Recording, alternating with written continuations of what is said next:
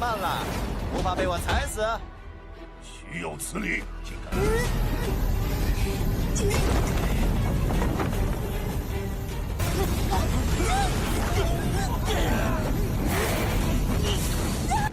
今日必须付出代价！所以说的没错。我在这里。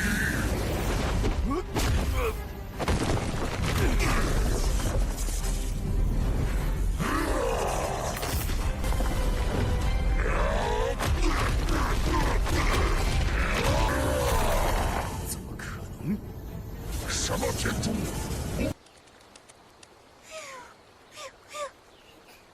Assalamualaikum warahmatullahi wabarakatuh. Selamat datang kembali di channel Cam47. Saya akan melanjutkan alur cerita film animasi Sun Gukong.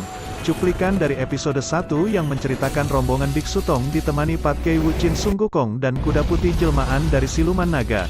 Mereka melakukan perjalanan suci ke barat untuk mengambil kitab suci atau api penyucian dan segala rintangan mereka hadapi bersama. Akhirnya Biksu Tong dan murid-muridnya berhasil mengambil kitab suci. Di waktu bersamaan Kaisar Langit juga merencanakan niat jahat untuk menguasai api penyucian.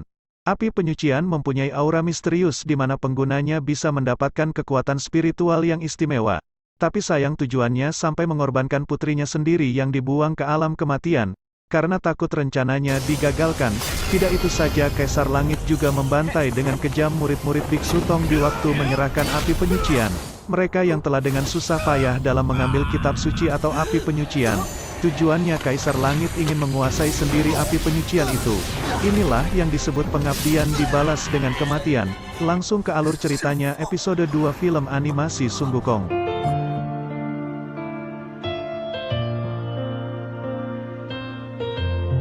Dewa Rulai yang melihat Biksu Tong dan murid-muridnya diperlakukan dengan kejam oleh Kaisar Langit, padahal mereka telah berjasa mengambil api penyucian. Mengetahui rencana jahat dari Kaisar Langit kemudian Dewa Rulai dengan kemampuan dan kekuatannya mengambil dengan paksa api penyucian dari tangan Kaisar Langit. Setelah berhasil, lalu dia pergi ke Gunung Tianyu tempat tinggal para naga, dan menyerahkan api penyucian kepada Raja Naga untuk disimpan agar tidak jatuh ke tangan yang salah. Setelah aksi nekatnya merebut api penyucian dari tangan Kaisar Langit, menyebabkan Dewa Rulai terluka. Untuk memulihkan lukanya dia harus pergi semedi ke Gunung Tianji. Beberapa tahun kemudian, terlihat Raja Naga bersama putrinya sedang berjalan-jalan di hutan. Dalam perjalanan itu putri Raja Naga melihat seekor serigala yang terluka. Karena kebaikan dari putri Raja Naga itu, dia menghampiri serigala itu dan memberikan sebuah kalung giok, yang mana kalung itu mempunyai kekuatan spiritual yang dengan cepat menyembuhkan luka serigala tersebut. Dengan berjalannya waktu kekuatan spiritual dari kalung giok pemberian dari putri Raja Naga, juga membuat serigala itu mengalami evolusi menjadi manusia. Dan terlihat seorang pemuda yang sedang berburu, dia adalah Bailang wujud manusia dari serigala yang ditolong putri naga.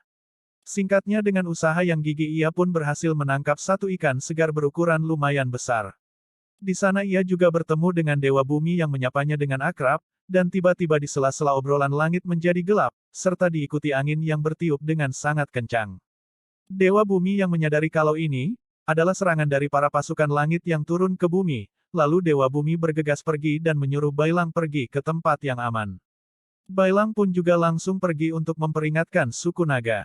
Sementara itu di dalam kerajaan naga, putra sulung dari Raja Naga yang bernama Yuzong mengabarkan ke ayahnya yang juga Raja Naga mengenai pasukan langit yang datang menyerang, sekaligus meyakinkan kalau ratusan prajurit suku naga juga siap untuk bertempur tanpa gentar sedikitpun. Raja Naga mengatakan bahwa hari ini kita akan menunjukkan kepada langit kekuatan dari suku naga yang sesungguhnya. Di luar terlihat pasukan dari kerajaan langit yang dipimpin oleh Dewa Erlang sudah siap untuk menyerang. Tujuannya untuk merebut api penyucian yang disembunyikan di kerajaan naga. Bailang yang sudah tiba di sana dengan gembira memeluk putri naga yang bernama Xioi.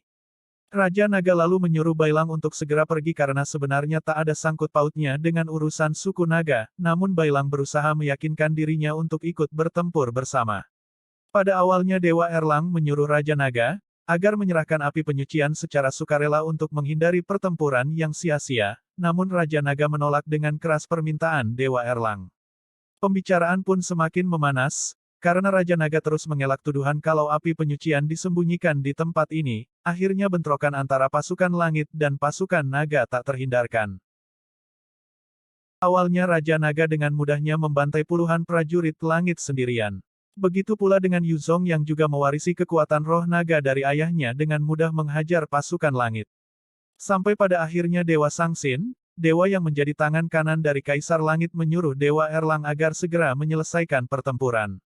Dewa Erlang memang dewa perang yang memiliki kekuatan tempur luar biasa kuat, dan benar saja setelah Dewa Erlang masuk ke dalam pertempuran keadaan pun mulai berbalik.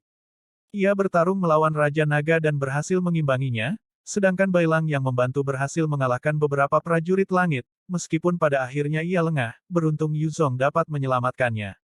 Kembali ke pertarungan Raja Naga dan Dewa Erlang, terlihat Raja Naga pun semakin terpojok, dan akhirnya mengerahkan seluruh kekuatannya dan berubah ke mode naga tetapi tetap saja Dewa Erlang masih terlalu kuat, sampai akhirnya dapat mengalahkan Raja Naga dan membunuhnya. Tak hanya itu saja, dengan kejamnya para dewa juga membantai seluruh suku naga. Sadar kekalahan yang sudah di depan mata, Yuzong pun memutuskan untuk membawa pergi Xiaomi dan Bailang meninggalkan medan perang. Sayangnya, Dewa Erlang tidak membiarkan mereka pergi begitu saja, ia pun segera melepaskan anak panah api untuk melumpuhkan Yuzong. Alhasil Yuzong pun terkena anak panah Dewa Erlang dan jatuh di sebuah hutan di wilayah utara. Sebelum meninggal Yuzong menceritakan sebuah rahasia mengenai keberadaan dari api penyucian. Dan ternyata api penyucian itu adalah putri dari Raja Naga itu sendiri. Dia adalah putri baik hati yang telah menolong Bailang di awal film. Dari awal Raja Naga sudah memprediksi bahwa hari ini akan tiba, ia pun mengubah wujud dari api penyucian untuk menyembunyikannya dari Kaisar Langit. Kini Yuzong mengembalikan wujud Ziyoi ke wujud semula, yang merupakan api penyucian dan menyuruh Bailang untuk mencari Biksu Tong Samcong demi mengembalikan api penyucian ke tempat asalnya. Dan agar tidak jatuh ke tangan yang salah dan dapat disalahgunakan. Biksu Tong itu sendiri adalah seorang biksu yang memimpin Gukong Patcai Wuching dan Kuda Putih, dalam perjalanan ke barat untuk mengambil api penyucian tersebut. Setelah itu Yuzong juga sempat memberikan kekuatan roh naganya kepada Bailang sebelum tubuhnya hancur. Kini Bailang pun memiliki kekuatan roh naga dari Yuzong meskipun ia perlu banyak waktu agar bisa menguasainya dan menggunakan sepenuhnya kekuatan roh naga Yuzong. Tak beberapa lama datanglah Dewa Pagoda yang mengetahui posisi mereka. Mengetahui itu, Bailang mencoba lari dan terjadi aksi kejar-kejaran karena Bailang yang masih belum tahu cara menggunakan kekuatan roh naga Yuzong. Tanpa sadar, mereka berdua telah memasuki wilayah klan Asura, yang berisi berbagai macam siluman kuat dan kejam yang dipimpin oleh siluman bernama Rahu. Diceritakan sudah berabad-abad lamanya klan Asura menjadi musuh bebuyutan dari kerajaan langit. Jelas saja, melihat dewa yang memasuki wilayahnya ia pun segera mengarahkan bawahannya untuk memburunya. Terlihat Bailang merasa sangat ketakutan karena melihat dan mendengar kekejaman dari bangsa Asura selama ini. Rahu yang merupakan pimpinan siluman justru melepaskan Bailang. Karena tahu rencana Bailang untuk mengembalikan api penyucian, akan memberikan keuntungan tersendiri bagi klan Asura agar benda itu tidak jatuh ke tangan Kaisar Langit yang kejam dan bisa mengganggu keberadaan klan Asura itu sendiri. Di sisi lain Dewa Sangsin juga sudah mengetahui mengenai api penyucian yang dibawa oleh Bailang. Ia pun segera memerintahkan salah satu anggota Jinggang untuk mengambil api penyucian tersebut. Mengikuti pesan terakhir dari Yuzong, Bailang pun terus saja berjalan untuk mencari keberadaan dari Biksu Tong Samcong. Karena bingung harus kemana, akhirnya ia mencoba bertanya kepada Dewa Bumi dan diberitahu dia harus berjalan ke arah tenggara dan nanti ketemu kota Chang'an di situ Biksu Tong berada. Tidak itu saja Dewa Bumi juga berbaik hati dengan memberikan beberapa keping emas kepada Bailang untuk bertahan hidup. Singkat cerita sampailah ia di kota Chang'an. Bailang yang kebingungan mencari Biksu Tong karena belum pernah melihat wajah Biksu Tong memutuskan untuk beristirahat dan membeli makanan dengan kepingan emas yang ia dapat dari Dewa Bumi. Alhasil para pedagang pun berbondong-bondong menawarkan dagangannya. Beruntungnya Bailang bertemu dengan seorang pedagang baik hati yang memberitahu lokasi dari Biksu Tong yang berada di sebuah rumah bordil terbesar di kota Chang'an, dan berangkatlah Bailang ke tempat yang disebutkan. Singkatnya Bailang sampai ke tempat tujuan, sayangnya dia dilarang masuk oleh penjaga tempat tersebut, namun setelah Bailang memberikan beberapa keping emas Bailang pun diizinkan masuk dan bertemu dengan Biksu Tong yang dia cari selama ini. Terlihat Biksu Tong yang lagi santai dan rebahan seakan sudah tak punya semangat untuk hidup. Lalu Bailang mencoba meyakinkan Biksu Tong kalau ia butuh bantuannya untuk melakukan perjalanan ke barat lagi demi mengembalikan api penyucian ke tempat asalnya, agar tidak jatuh ke tangan yang salah dan bisa menyebabkan malapetaka di alam semesta ini. Sayangnya ucapan Bailang justru membuat Biksu Tong sedih dan emosi mengingatkan traumanya yang dia alami di masa lalu, yang mana menyaksikan kematian muridnya tepat di depan matanya pada waktu saat ingin menyerahkan api penyucian, karena ia mengabaikan peringatan dari Wukong mengenai firasat buruknya yang akan terjadi jika diberikan kepada Kaisar Langit. Alhasil ia menyesal dan jatuh dalam keputusasaan. Sebelum meninggalkan Istana Langit, Biksu Tong hanya diberikan beberapa emas sebagai imbalan setelah mengambil api penyucian. Serta dikala itu ia sama sekali tidak memiliki keberanian untuk bertanya apapun, itulah yang membuatnya merasa kalau dirinya adalah orang yang sangat pengecut. Untuk melampiaskan emosinya Biksu Tong menghajar Bailang. Terdengar Bailong mengucapkan tidak ingin menyerahkan api penyucian ke tangan yang salah, itu mengingatkannya dengan apa yang pernah Gukong ucapkan. Tiba-tiba muncul salah satu anggota Jinggang yang diperintahkan untuk menangkap Bailang. Salah satu Jinggang itu membawa dua anak buah yang langsung ia perintahkan untuk menangkap Bailang. Tentu saja Bailang pun melakukan perlawanan karena tidak ingin api penyucian jatuh ke tangan mereka dengan begitu saja.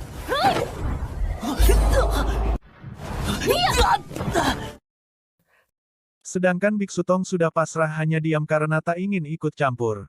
Terlihat Bailang kewalahan menghadapi dua anak buah dari pasukan Jinggang, tapi dalam kondisi terdesak itu dia dapat mengeluarkan kekuatan roh naga Yuzong dan akhirnya bisa mengalahkan mereka. Melihat dua anak buahnya dapat dikalahkan akhirnya Jinggang sendiri yang turun tangan secara langsung. Namun ternyata serangan Bailang sebelumnya sangat menguras energinya. Jadi karena perbedaan kekuatan yang sangat mencolok, Bailang pun dihajar habis-habisan oleh Jinggang tersebut. Meskipun begitu Bailang tetap sekuat tenaga mempertahankan api penyuciannya jangan sampai dapat direbut. Sedangkan Biksu Tong merasa kesal harus mengalami trauma itu lagi.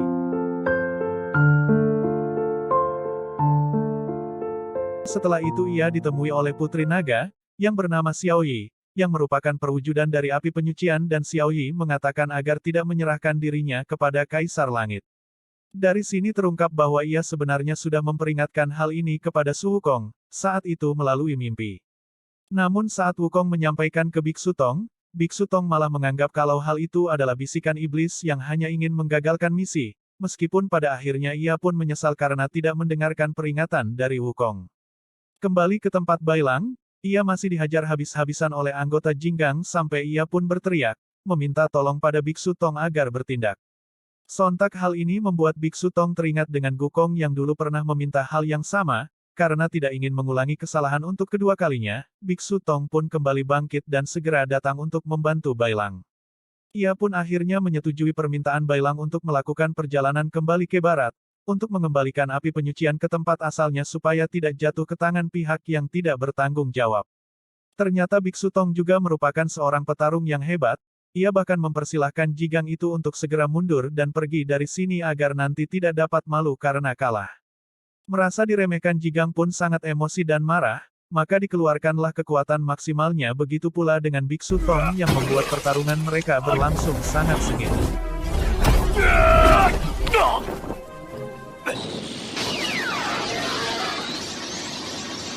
Di sisi lain Bailang yang sudah kehabisan tenaga mengingat kembali masa lalunya. Saat diselamatkan oleh Xiaoyi menggunakan kalung giok yang hingga sekarang masih ia kenakan. Kemudian ia juga teringat bahwa ia juga sangat dekat dengan Raja Naga bahkan sudah menganggap suku Naga sebagai keluarganya sendiri. Tapi sayang, sekarang seluruh suku Naga sudah lenyap karena dibantai dengan kejamnya oleh para dewa. Teringat masa lalunya membuat amarah Bailang memuncak, sehingga Bailang bisa kembali mengeluarkan kekuatan roh naga Yuzong. Dengan mudah Bailang mengalahkan Jinggang tersebut. Singkat cerita, mereka pun sepakat untuk melakukan perjalanan ke barat untuk mengembalikan api penyucian. Sebelum pergi Biksu Tong mengajak Bailang mampir ke sebuah kuil tua di pinggiran kota yang ternyata di sanalah tempat Biksu Tong menyimpan barang-barang dari perjalanan 16 tahun yang lalu. Mereka pun mengambil barang-barang yang dibutuhkan untuk mendukung perjalanan mereka. Tidak hanya barang di sana Biksu Tong juga menyimpan seekor naga bernama Alse yang merupakan pangeran ketiga dari Istana Naga Laut Timur, Dulu Alse juga berperan penting dalam perjalanan ke barat dengan wujudnya yang menjadi kuda putih sebagai kendaraan dari Biksu Tong.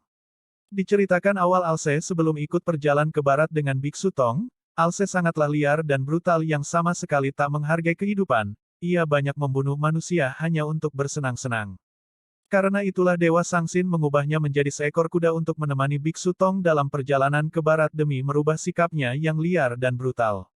Namun, setelah perjalanan selesai sifat Alse tak berubah sedikitpun, ia masih sangat liar, suka membunuh dan berbuat onar. Oleh karena itu untuk menahan sifat liar dan brutal Alse, Biksu Tong merapalkan sebuah mantra dan menusukkan 3 jarum untuk menekan kekuatan Alse lalu mengurungnya di kuil ini. Biksu Tong mengatakan kalau Alse pasti akan berguna dalam perjalanannya kali ini. Lantas Biksu Tong menyuruh Bailang untuk mencabut 3 jarum untuk membebaskannya. Sayangnya, selama 16 tahun ini Alse masih sama saja. Setelah terlepas, dia malah menyerang Bailang dan hendak pergi untuk membunuh banyak manusia lagi. Biksu Tong sudah memperhitungkan hal ini, terlihat sebelum sempat pergi Alse perlahan mulai berubah lagi ke mode kudanya, terungkap bahwa 3 jarum itu untuk menekan kekuatannya agar tidak liar dan brutal, yang bisa membuat onar dan membunuh dengan keji. Kini setelah jarum itu dicabut ia kembali menjadi kuda dan tak ada pilihan lain selain ikut dengan Biksu Tong. Di waktu yang bersamaan anggota Jingga lain datang ke kota Chang'an untuk menghampiri anggota Jinggang yang sudah dikalahkan sebelumnya dan merebut api penyucian. Dari sini terungkap bahwa selama ini hubungan ke-8 Jinggang cukup baik dengan Biksu Tong. Mereka sering datang hanya untuk minum teh dan mengobrol bersama, sangat disayangkan karena masalah ini mereka harus bermusuhan demi memperebutkan api penyucian atas perintah dari Kaisar Langit. Diperlihatkan Biksu Tong bersama Bailang yang sudah berjalan cukup jauh, mereka pun memutuskan untuk beristirahat sejenak di sebuah warung kopi.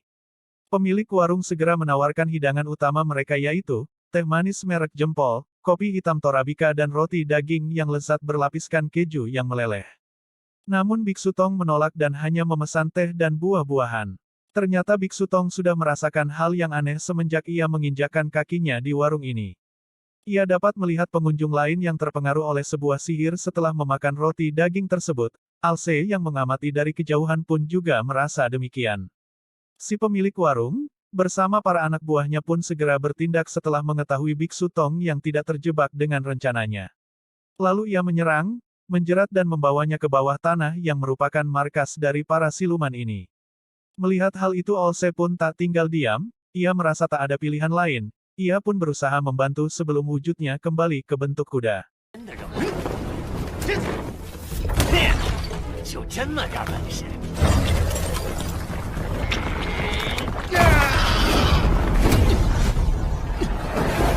Pertarungan pun tak terhindarkan. Namun sayangnya Alse tidak bisa mengerahkan seluruh kekuatannya karena 3 jarum besi yang masih tertancap di tubuhnya.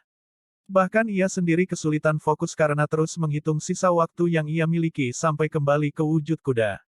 Jika jarum itu tidak dilepas, hingga pada akhirnya dengan tangannya sendiri Alse mencabut 3 jarum itu demi mengalahkan siluman tersebut.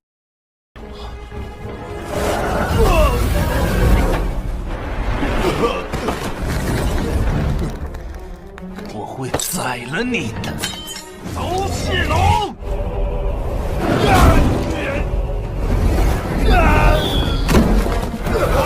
红金，我不要死啊！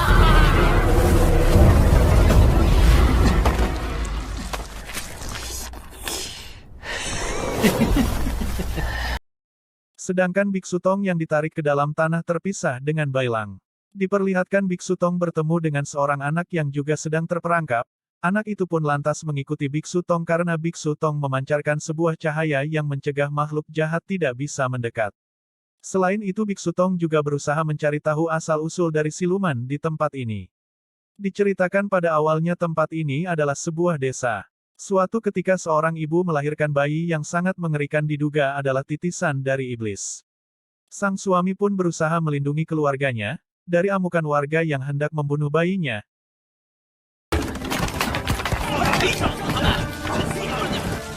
Hingga rumahnya dibakar dan sang suami pun tewas dalam kejadian tersebut. Muncul kebencian hati yang sangat mendalam sehingga mengubah ibu itu menjadi siluman, untuk membalas dendam dengan memakan semua orang yang telah membunuh suaminya dan yang membakar rumahnya. Di tempat lain Bailang berhasil menemukan lokasi dari sang siluman bersama anaknya yang juga menjadi siluman. Terjadilah pertarungan yang sengit.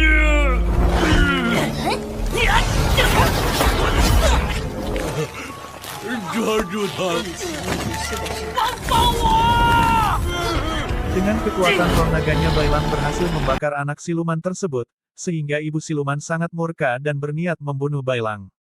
Terjadi pertarungan antara ibu siluman vs Bailang. Terlihat Bailang mulai terdesak, beruntung Biksu Tong untuk membantunya, begitu pula dengan Alse, sehingga akhirnya mereka pun berhasil mengalahkan siluman tersebut.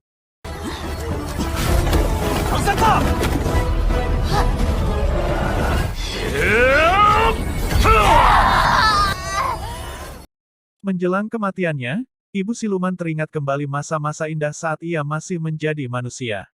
Lalu Biksu Tong mendoakannya agar ibu siluman tersebut bisa bereinkarnasi menjadi manusia dan memperoleh kebahagiaan di kehidupan selanjutnya. Setelah mengalahkan siluman, mereka keluar dari bawah tanah, kemudian Biksu Tong mencari anak kecil yang ditemuinya tadi, tetapi tidak ketemu, entah menghilang kemana. Tidak lama setelah itu mereka didatangi anggota Jinggang, mereka datang tidak hanya satu, tetapi langsung 4 Jinggang sekaligus. Tetapi untungnya salah satu Jinggang memutuskan untuk tidak ikut bertarung sehingga pihak Biksu Tong seimbang dari segi jumlah. Bailang yang menghadapi salah satu Jinggang terlihat kesulitan karena perbedaan kekuatan yang jauh antara mereka. Serangan-serangan pun Bailang terima hingga membuat dia terluka. Namun di saat terdesak Bailang meluapkan seluruh emosinya dan berhasil melepaskan kekuatan tersembunyi di dalam dirinya. Hal ini sontak membuat keadaan menjadi berbalik, Jinggang itu pun berhasil dikalahkan. Sementara itu Biksu Tong terlihat sangat kesulitan berhadapan dengan Jinggang yang ia lawan. Ia pun terdesak yang membuatnya tak bisa berbuat apa-apa. Melihat Biksu Tong yang sudah tidak berdaya, membuat Alse berpikir untuk menghabisinya agar kutukannya bisa menghilang. Namun secara mengejutkan, ia berubah pikiran dan malah menyerang Jinggang itu dengan alasan kebenciannya kepada para dewa jauh lebih besar. Mereka juga melawan Jinggang pengguna teknik segel. Beruntung Alse dengan kekuatannya ia dengan mudah mengalahkan Jinggang tersebut.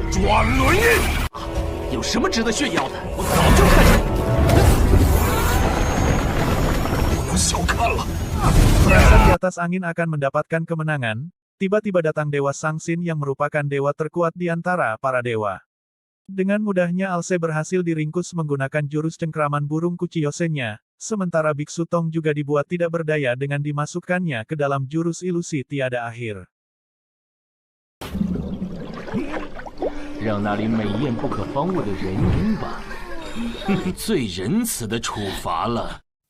Dan Bailang yang mencoba melawan diikat ke pilar api 3 rasa, di mana jika ia melawan maka api tersebut akan semakin panas. Di saat ketika api penyucian hendak diambil, Biksu Tong pun kembali bangkit, setelah berhasil terlepas dari jurus ilusi tiada akhir. Dengan lantangnya ia mengatakan kali ini ia tidak akan gagal lagi, yang membuatnya jadi pengecut dan tak akan membiarkan muridnya disakiti. Ia pun menantang Dewa Sangsin untuk berduel.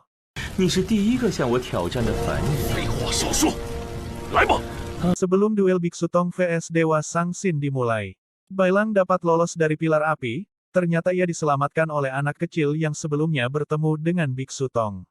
Yang ternyata adalah jelmaan dari Dewa Rulai yang 16 tahun lalu merebut api penyucian dan memberikannya kepada Raja Naga.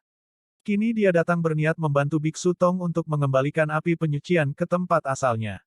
Singkat cerita, Dewa Sangsin dan Dewa Rulai membuat kesepakatan untuk bertarung, yang kena pukul dahulu dia yang kalah. Maka siapa saja yang kalah harus mundur dan tidak akan ikut campur lagi. Terjadilah pertarungan antar mereka berdua. Dewa Sangsin segera terbang ke langit bersiap mengeluarkan jurus terkuatnya, sebuah patung raksasa dengan 1000 pukulan. Sedangkan Dewa Rulai juga tak mau kalah mengeluarkan jurus terkuatnya yang bisa menahan serangan dari Dewa Sangsin.